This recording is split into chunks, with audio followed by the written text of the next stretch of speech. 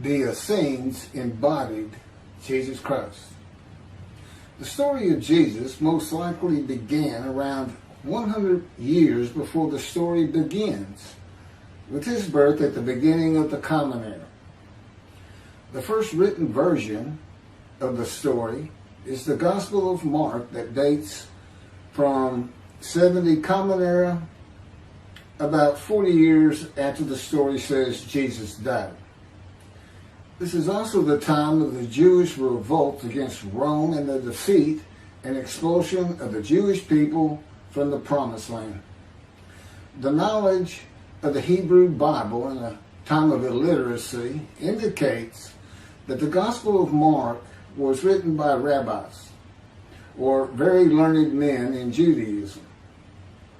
Men who decided they needed to write down this story that had been circulating by word of mouth and storytelling for as many as 170 years, beginning with the founder of the Judaism sect of the Essenes, the prolific writers of the Dead Sea Scrolls, to make money. Their temple, homes, and country were gone. And it was desperate times for the Jewish people. The name of the founder of the Essenes was with a capital T, the teacher of righteousness. That was his name, the teacher of righteousness. Meaning he was believed to be the man described in Isaiah 53 who makes the many righteous. The man Jesus claimed to be. According to the oral story that most likely began 100 years before the Common Era, BCE, with this man called the teacher of righteousness, who established a sect of Judaism known as the Essenes, this teacher of righteousness who fought with a wicked priest. All this information is in the Dead Sea Scrolls. Fought with a wicked priest. Did not like the way the temple was being run. Did not like all the sinning going on in Jerusalem, and did not live there, and despised riches and the material things of the world, just like Jesus, who also claimed to be the teacher of righteousness. The oral storytellers, who were diverse and from different backgrounds, ethnicity, and ability, captured the imagination of the crowds with their oral skills and would earn their livelihood from donation of money and goods in the age of antiquity. Few could read in a world where literacy was restricted to just a few, and this did not begin to change until the Middle Ages. While the earliest forms of written communication date back to about 3,500 to 3000 BCE, literacy remained for centuries a very restricted ability closely associated with the exercise of power. Schools in ancient Israel, if any existed, served only the sons of the rich and the religious elite. Storytellers, in general, would be very learned men, captivating the imagination of the crowds at the gates and the meeting places of Jerusalem, with tales that people of a harsh and brutal time wanted to believe in. A time when medical treatment was primitive and life expectancy was 30 to 35 years, averaging those who died at birth to those who died with long life into their 70s and beyond. A time when people believed in mythical gods and gods who were men and making sacrifices to gods for favor and for safety, healing, long life, crops, and fertility. The Dead Sea Scrolls are generally thought to have been produced by the Essenes. No one really doubts it anymore. And the Essenes are a group that protested the way the temple was being run. Many of the Essenes went to the cliffs and the caves east of Jerusalem by the Dead Sea, known as Qumran, to prepare the way of the Lord, following the commands of the prophet Isaiah. Today, in this day, the day of the Lord, because the land burns again, the Jewish people have returned, and Jerusalem and the ruined cities have been rebuilt. Elijah clears the way for the Lord. They went to Qumran to get away from the sinning of the people of Jerusalem and the ways of the religious elite at the temple, which would have been Pharisees and Sadducees. The Essenes are never mentioned. They're never mentioned in the New Testament. Now, they are prolific writers. And they had their own gate. They had their own gate throughout the life of Jesus and for 40 more years until Jerusalem was destroyed. And that in 70 Common Era, when everything was being destroyed, that's when they put those scrolls deep into pottery, big pottery, and buried them. That's what kept them from disintegrating into dust. And if you ever look it up, I mean, when I say prolific, there must have been many people, they were copyists. But they also did, well, I'm going to get to it. They made commentary on the scrolls. One of the first leaders of the Qumran community, again, was the teacher of righteousness, identified in the Damascus document and the Habakkuk Pesher. A Pesher is a type of commentary in Hebrew. In the Pesher literature, the teacher of righteousness is presented as a founding figure who directly clashed with an opponent called the wicked priest. Of course, we all know what Jesus went through with the religious elite, Sadducees, Pharisees, and the high priest. This was the wicked priest in his day, 100 years before the birth of Jesus. The man described in Isaiah 53 is often referred to the teacher because of verse 11, where God says, verse 11 of chapter 53 of Isaiah, where God says, "My righteous servant makes the many righteous." The teacher of righteousness and his followers left a library of information on his teachings, himself, and Scripture, and would seem to be the first of many men to claim or to be claimed by others that the man described in Isaiah 53. Jesus is not even the last. No, he's not. But, I mean, he's not even the last. The Hebrew noun pesher is found in the Hebrew of the Qumran scrolls in the sense of meaning, explanation, interpretation. It is similar to a midrash in the Talmud. Various biblical texts were deemed prophetic and were subjected to pesher interpretation, even when appearing in non-prophetic literary context. A copy of the pesher of Isaiah dates to the beginning of the 1st century Common Era. The pesher of Habakkuk attributes this technique to the founder of the community, the teacher of righteousness. In other words, this pesher is written during Jesus' life. And they had their own gate, the gate of the Essenes. The Qumran sect, like the broader Jewish movement from which it sprang, took a critical view of the established orthodoxy of its time, believing Israel to be under divine judgment, regarding itself as the true remnant of Israel and awaiting its imminent vindication. at the, quote, end of days. At the end of days, evil would cease, the wicked would be destroyed, and the righteous would live under a divine blessing. This is not unlike the teachings in Judaism today of a redemption, restoration, and exaltation of the Jewish people by the world of Gentiles, the nations, with peace throughout the world. When the anointed one comes, the anointed one means Moshiach. The New Testament would say Messiah, that it just means anointed to do a task for God.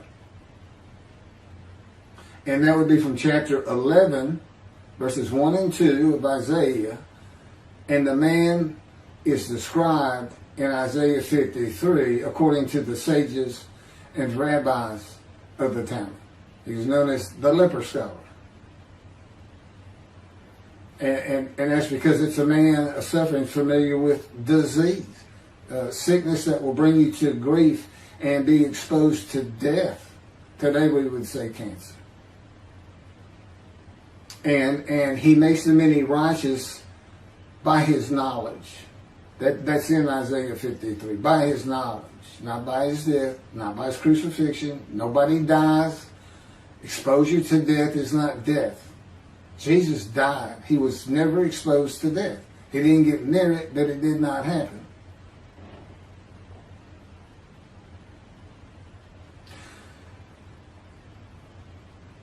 This time that the Essenes were waiting upon, that they thought was imminent, did not happen for them.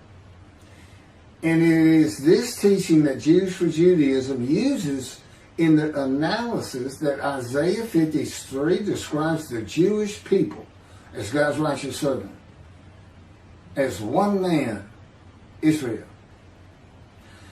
The persecution of the Essenes and their leader, the teacher of righteousness, probably elicited the sect's apocalyptic visions. These included the overthrow of the wicked priests. Jesus pointed an accusing finger at the high priest and told him, "You shall see me return." Oh, it sounds threatening to me. The wicked priests of Jerusalem and of the evil people, and in the dawn of the Messianic age, the recognition of their community as the true Israel. Josephus Flavius describes this sect, the Essenes. This is a man living at the time. People wrote back then, but you can't find anything written by Jesus or about Jesus until after the destruction of the temple. He describes this sect, the Essenes, as one of the main three philosophical sects among the Jews, with a very detailed description. Excerpts from his book, Wars 2, chapter 8, include, this is in quotes, the third sect, which pretends to a severe discipline. These men are despisers of riches, and so very communicative as raises our admiration. And as for their piety towards God, it is very extraordinary. You would think that Jesus would have been in this thing. He fit right in. But again, we never hear a single word about these prolific writers. The other two philosophical sects were the Pharisees and the Sadducees. In the New Testament, the Essenes are never mentioned, as I said. All the stories of Jesus and his clashes with the religious elite of Jerusalem in the New Testament are with the Pharisees and the Sadducees. According to this same Josephus, the name of the gate in the southern wall of Jerusalem at Mount Zion was called the Essenes Gate. Everything about the Essenes says Jesus would have been one.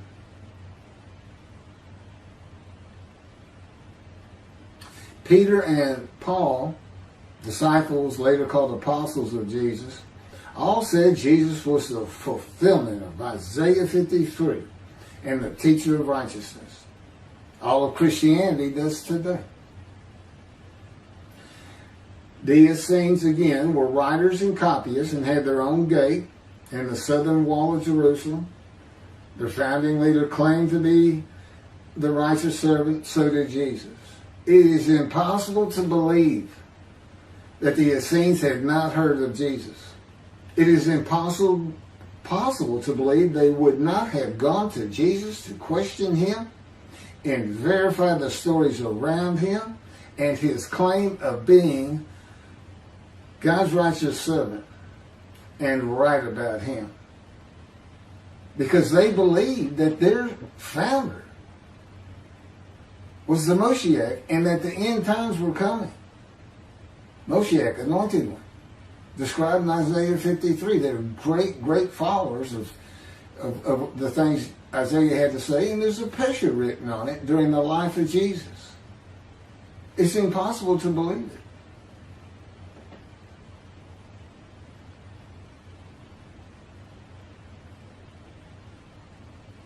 We're talking about a man that healed the sick, removed blindness, had the cripples walk, fed 5,000 people with 5 loaves of bread and 2 fish, walked on water, turned water to wine, raised the dead, was crucified, and 3 days later came back to life? And you think these people, how about Joseph Philadelphus? Why didn't he mention that? He talks about the destruction of the temple. He was there. The Essenes were present in and around Jerusalem for 100 years before the birth of Jesus and another 40 or so years after his death at the age of 30 in the first written story of him and his life in 70 Common Era. There is not one word written by the Essenes of Jesus. There is no account in the New Testament of Jesus and an Essene.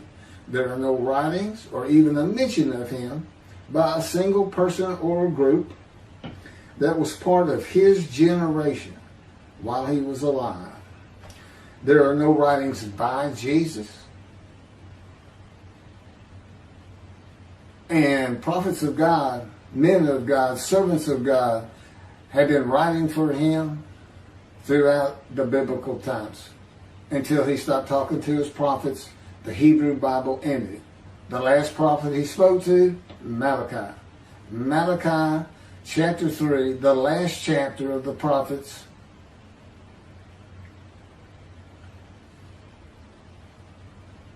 writes for God the prophetic announcement that he will return. He's going to come back. I've already talked about the 5 prophecies of Jesus of when he will return, and every single one of them was false. He didn't return to his generation, sons of those who pierced him with the spear on the cross. He says in the Revelation on the first page, verse 7, those who pierced me with the spear shall see me return. I'm coming back quickly.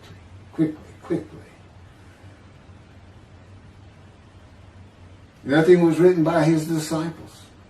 There are no writings by Herod or Pilate or any Roman newspaper, poem, or book of this man who healed the multitudes, fed the poor, walked on water, raised the dead, turned water to wine, was crucified and rose from the dead to human life, and then rose to heaven. That's where he's supposed to be returning from.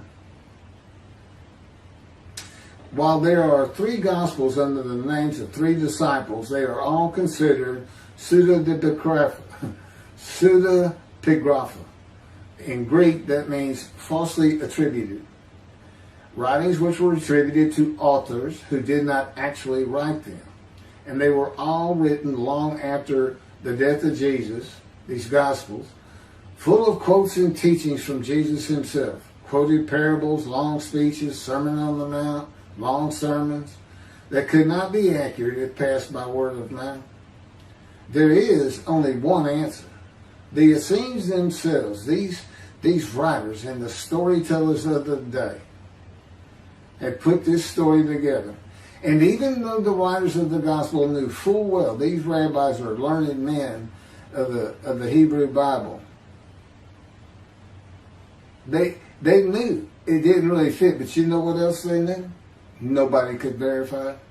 Nobody could check them. Nobody could check them. Now, I just did a video on the deceptions. The deceptive, it covers just Matthew. And there's 3 different stories of him and deceits in every one of them that you can go look up now. You can verify these things that I'm saying. I'm quoting them. I give the chapters, the books they come from. You can see Jesus changed Zechariah, verses 9 and 10, the verses, from riding an ass into Jerusalem and being crucified, as Jesus said all the prophets said of him, to what the prophet actually said. You can go look at it. He said he's going to go and defeat Rome, defeat the enemy in Rome, which in Jesus' time, in Jerusalem, and be king of the world, which at the time would have been the nations of the Middle East. And he would tell them all to surrender. That's actually, that's part of the verse itself, verse 10. And he would defeat the enemy and have the nations surrender and be king from sea to sea, lands into ocean. I mean, you can't get more deceitful than that. You can't lie greater than that. You're manipulating Scripture, God's holy word, manipulating it, deleting a verse 10, telling your disciples, tell everybody these things. That's why he's telling them. Tell everybody these things. I'm going in. They're going to kill me. Okay. That's what the prophets say. Don't forget. I mean, that's what he's doing.